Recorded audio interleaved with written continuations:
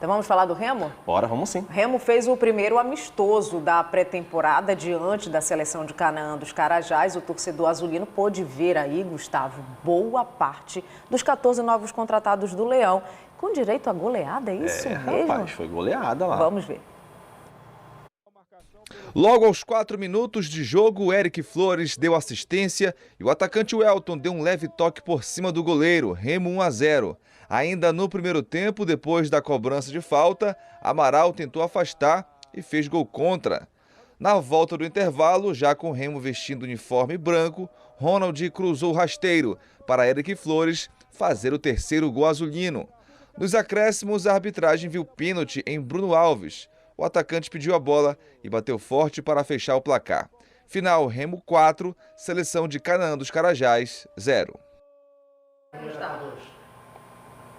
Pois é, primeira movimentação aí, né, do clube do Remo, né, esse trabalho de início de temporada, a gente já pôde ver ali, talvez não a formação principal, porque o técnico Paulo Bonamigo colocou um time no primeiro tempo, colocou outro no segundo, mas a gente já viu algumas peças que ficaram nos dois tempos, o goleiro Vinícius, né, a gente teve também o lateral direito Ricardo Luz, né, ali na zaga o Marlon continuou no primeiro e no segundo tempo, a gente teve o Daniel Felipe e o Kevin, talvez seja uma dúvida que o técnico ainda tenha. No segundo tempo a gente já teve o Shoa, né, o Eric Flores foi muito bem nesse jogo amistoso, marcou um gol no segundo tempo, no primeiro tempo também teve uma boa atuação. O G2 entrou no segundo tempo, foi um jogador que chegou depois nesse trabalho de pré-temporada lá em Parauapebas, então acabou entrando no segundo tempo. No ataque a gente teve variações, né? A gente não teve ali de repente uma formação já ofensiva no ataque, até porque a gente não teve o Brenner ainda.